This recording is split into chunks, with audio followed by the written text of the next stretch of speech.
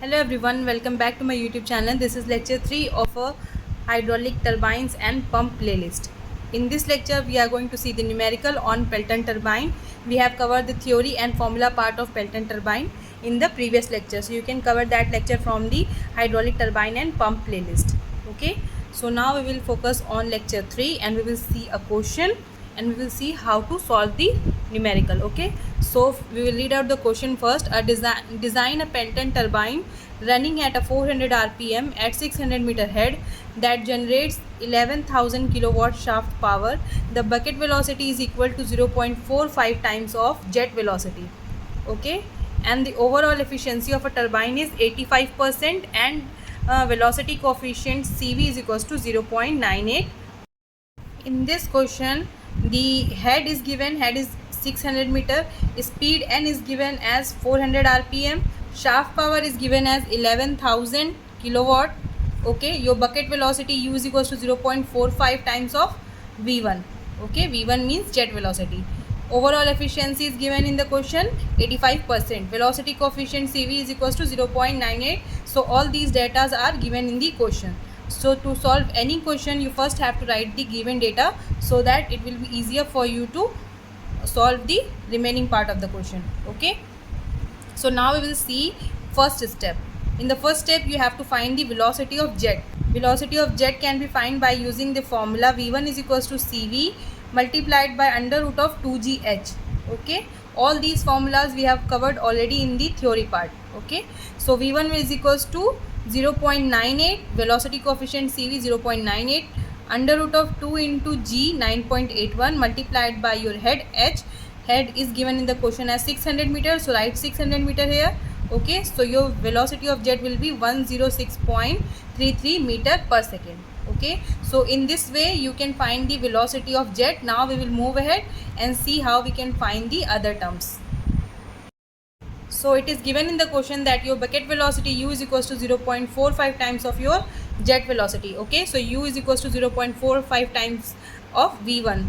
So write the value of v1 that we have calculated. Okay, so your bucket velocity will be equals to 47.85 meter per second. Okay, next is we will see how we can find the diameter of wheel. So to find the diameter of wheel, we know that u is equals to pi dn by 60. Okay, so you can find the value of d here.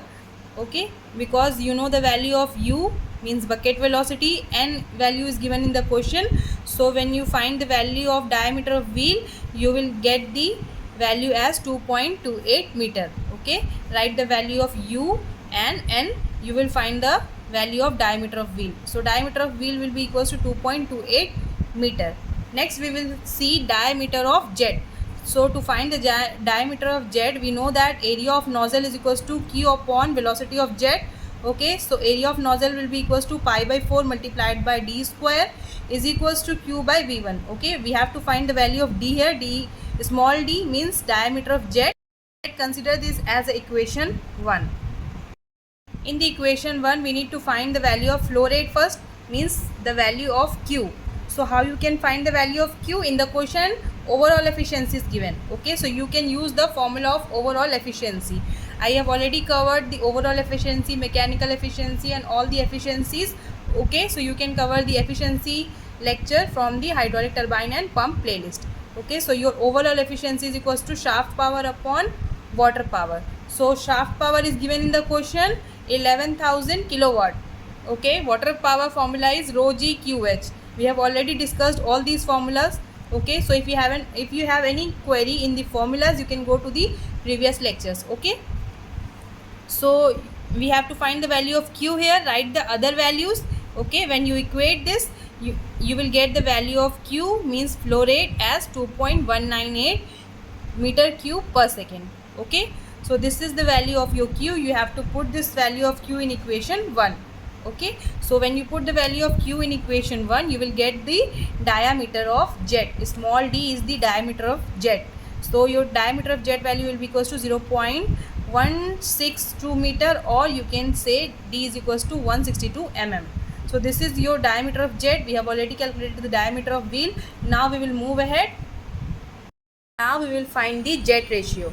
jet ratio M is equals to D upon small d. That means diameter of wheel upon the diameter of jet.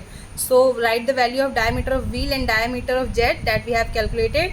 Okay, so you will get the value of jet ratio. Jet ratio value comes as 14. Okay, this is within a range of 11 to 16 that we have seen in the previous lecture. Now we will see the design of a bucket.